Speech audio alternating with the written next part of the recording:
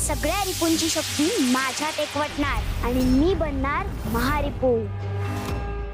तुलाही माझी शक्ती दाखवायची वेळ आली.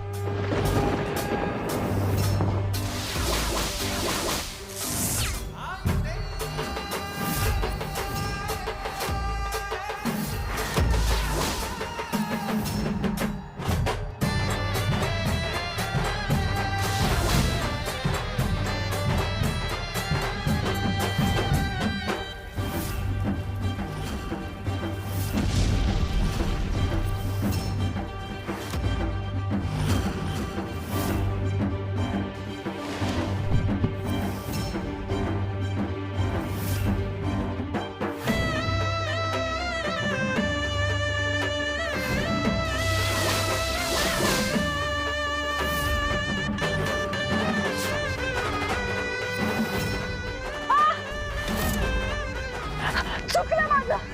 थांबावे सगळं.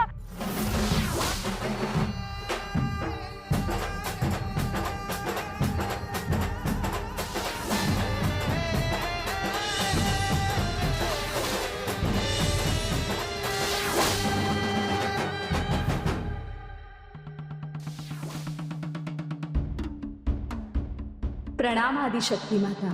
तुळजा, तू आणि जगदंबाने मिळून मोठं दिव्य पार पाडलंय. सहाही रिपूंचा संहार न करता त्यांची योग्य ती व्यवस्था केली.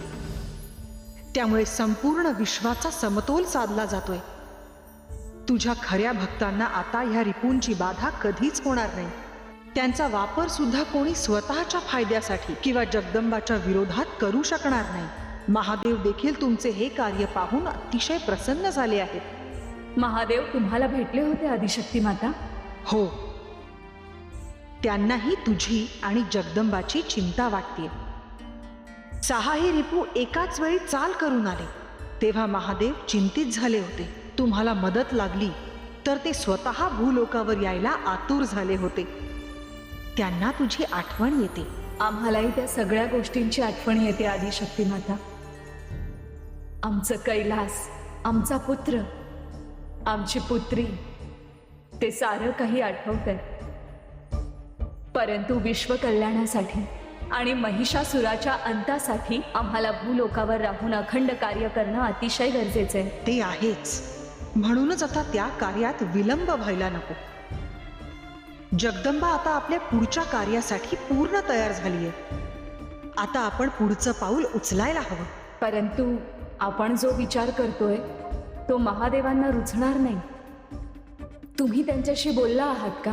तुझ्या मनातील शंका खरी आहे. ह्या विषयावर त्यांचे विचार आणि आपली योजना खूप भिन्न स्तरावर काम करतेय तुळजा. परंतु आपण विसरायला नको की आपलं अंतिम ध्येय हे आपल्या भक्तांच्या कल्याणासाठी आहे. सती मातेने दक्ष राजांच्या यज्ञकुंडात आत्मदहन केलं. हे सुद्धा महादेवांच्या विरोधात जाणारच होतं. पण त्यामुळे भूलोकावर 51 शक्तिपीठांची निर्मिती झाली आणि मानवाच्या रक्षणासाठी शक्तीचा जागर झाला. तसेच आवर्तन पुन्हा होणार आहे.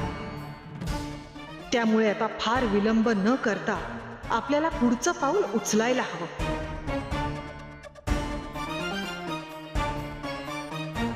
आम्ही जो विचार करतोय तोच तुमच्या मनात आलाय आदिशक्ती माता.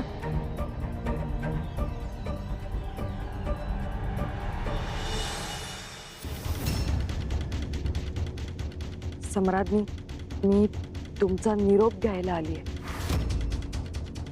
तुझ्याबद्दल आता आम्हाला काही एक सहानुभूती नाहीये. तुला जायचंय ना तर जा. तसंही तू आम्हाला फसवलेस. त्यामुळे या महालामध्ये तुझी जराही जागा नाहीये.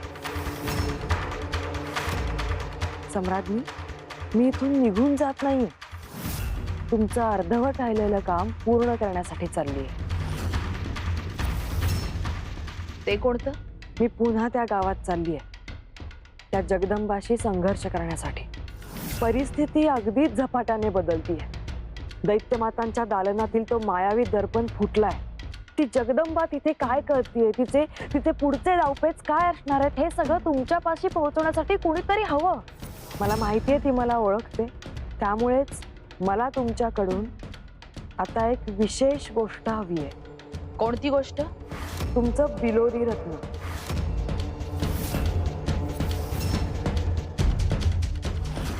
काय? त्याचा वापर करून मी रूप बदलेन, त्या जगदंबाकडे जाईन आणि तिच्यावर पाळत ठेवीन. बिलोरी रत्न तुझ्यासारख्या स्त्रीच्या हाती देणं म्हणजे विषाची परीक्षा घेण्यासारखं आहे मनोरमे. ते रत्न तू आमच्या विरोधात वापरणार नाहीस कशावरून? तुम्ही किती मोठी शक्ती आहात याची कल्पना आहे मला, आणि तुमच्या विरोधात जाऊन मला काय साध्य होणार आहे? काहीही नाही. आणि या युद्धात जर असुरांचा विजय झाला तर ते आपल्याच हिताचं आहे, नाही का? ही मनोरमा म्हणतीये त्यात तथ्य आहे. हिचा चांगल्या प्रकारे वापर करून घ्यायला हवा. हिला जर नीट जरब बसवली तर ही उलटणारही नाही.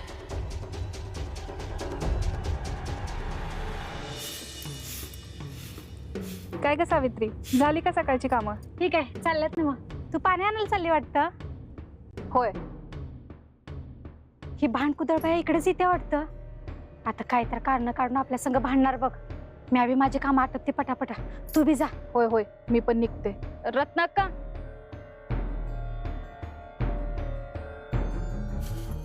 हे बघ ताराबाई, मी लय गडबडीत आहे. अगं रत्नाक्का, मी तुझा फार वेळ नाही घेणार. मी फक्त तुला एवढंच सांगायला आली होती का माझं चुकलं. कारण नसताना उगाच तुझ्या संगत भांडली बघ. तुला नाही नाही ते बोलली बघ.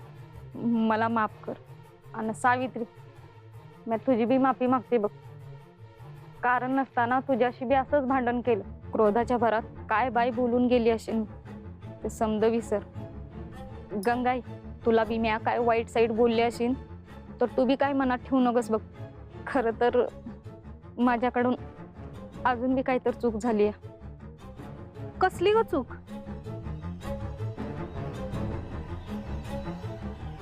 हे रत्नाका तुझंच आहे ना मग.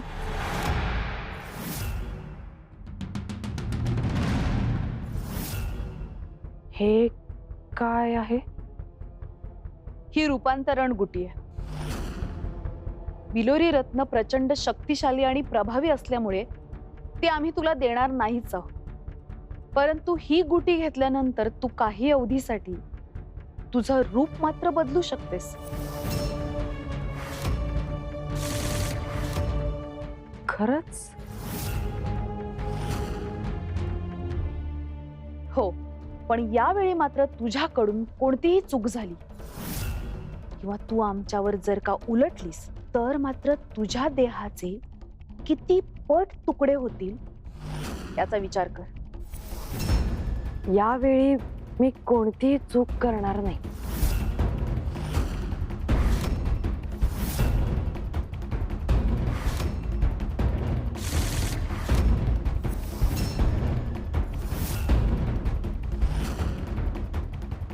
अगं होय की, हे मलाच सापडलं होतं. पण माझ्या डोसक्यात लोभ भरला होता ना, म्हणून मी हे स्वतःकडेच ठेवून घेतलं. आता माझंच मन मला खातंय बघ. आई राजा माझ्यावर नाराज झाल्या असंच सतत वाटत राहते बघ. आता हा क्रोध मोह म्या कायमचं सोडायचं ठरवलंय. हे घे,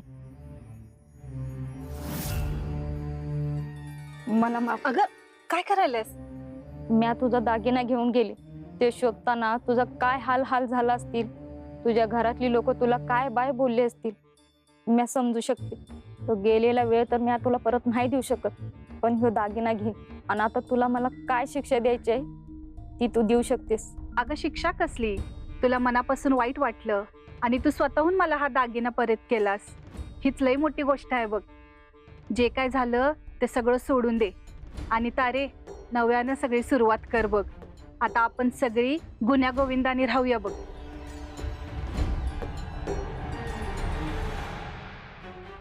जनक बाबा, बरा आहेसा ना? वय वय, आई राजाच्या कृपेत. एक काम होतं तुमच्याकडं. बोला की दोंडीबा. हात पुढं करा. अरे काय हे? मी तुमच्याकडून तेल घेऊन गेलो होतो. तेल? कधी? मला आठवत नाही. आता हे बी आठवत नसल, त्याचं पैसे द्यायचं राहिलं होतं. नाही बाबा, नाही आठवत. माझी गरज होती म्हणून तुमच्याकडून तेल घेऊन गेलो आणि त्याचं पैसे बुडवलं. आता या गोष्टीला लई दिवस झालं, पण गेली 2 दिवस झालं माझंच मन मला खायला लागलंय बघा. रात्रीची झोपच लागेना. वाटलं तुमचं पैसे आणून तुम्हाला परत द्यावं म्हणून इथं आलो. अरे तू नाही म्हणू नका. हे तुमचं कष्टाचं पैसे आहेत. दुसऱ्याचं पैसे बुडवायचं नाही हे समजलंय मला आता. अहो देवीची पूजा करायची आणि असलं वंगाळ वागायचं हे काय जमणार नाही मला आता. जमलं तर माफ करा मला. ये तुम्ही. अहो काय हो, पैसे कशापायी दिले त्यांनी आणि माफी कशापायी मागत होते ते? अगं त्यानं आपल्याकडून कधीतरी तेल नेलं होतं आणि त्याचे पैसे राहिले होते. ते आत्ता आणून दिले स्वतःहून. आज पाणी भरायला गेले होते तवा तर हे रत्नाकर तुझंच आहे ना मग? अगं होय की. आणि तुला कुठं गावला? हे मलाच सापडलं होतं, पण माझ्या डोसक्यात लोभ भरला होता ना मग, म्हणून मी हे स्वतःकडेच ठेवून घेतलं. आता माझंच मन मला खातंय बघ. आता हा क्रोध मोह म्या कायमचं सोडायचं ठरवलंय. हे घे. तिचा क्रोध निघून गेला आणि तिनं मोह सोडला. समजा अचानकच झालं. आई राजाचीच कृपा म्हणायची. पण हे समजे तर आधीपासूनच देवी यायचे भक्त आहेत. मग आत्ता अचानक असं काय घडलंय? रिपू आता तुळजाईच्या भक्तांना हात लावू शकणारच नाही. ही त्याचीच खूण आहे. जे जे भक्त आईची मनापासून खरी भक्ती करतील त्यांच्या मनाला ह्या 6 रिपूंचा स्पर्श कधी होणार नाही आणि तो झाला तरी त्यांची भक्ती त्यातून त्यांना मार्ग दाखवेल. या जगदंबेला वाटत असेल की ती विजयी झाली, पण अद्याप आपल्याकडे अवधी आहे. आपण अजूनही सगळे रिपू तिच्यावर उलटवू शकतो. आपल्याकडे तो ग्रंथ आहे. त्या ग्रंथामध्ये सगळ्या रिपूंना जागृत करण्याचा, नियंत्रित करण्याचा मंत्र आहे. कोणत्या ग्रंथाबद्दल बोलतोस महिषा? या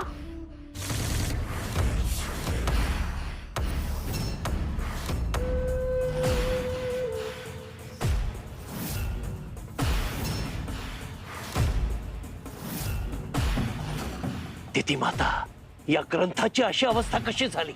या 6ही रिपूंना मूर्त रूप दिल्यानंतरच या ग्रंथाची निर्मिती झाली होती. त्यांच्या मानवी रूपाचं मूळच ह्या ग्रंथामध्ये होतं आणि हा ग्रंथ त्याच्या मानवी रूपावरच आधारित होता. याचा अर्थ ते षड्रिपू आता त्यांच्या मानवी रूपात राहिले नाहीत. हो, नाही राहिले ते या रूपात. त्यांनी त्यांचं मानवी रूप सोडलंय म्हणूनच हा ग्रंथ नष्ट झाला असणार. तिथी माता, याचा अर्थ आता ते रिपू मुक्त झाले आहेत. आपण पुन्हा त्यांना मानवी रूप देऊन त्यांचा उपयोग करून घेऊ शकतो. मात्र हे इतकं सोपं नाहीये महिषा. यासाठी अनेक वर्षांचा कालावधी लागेल. पण मग आता यावर उपाय काय? आपल्याला दुसऱ्या मार्गाने हा लढा पुढे न्यावा लागेल आणि त्यासाठी जगदंबावर एकदम बारीक लक्ष ठेवावं लागेल.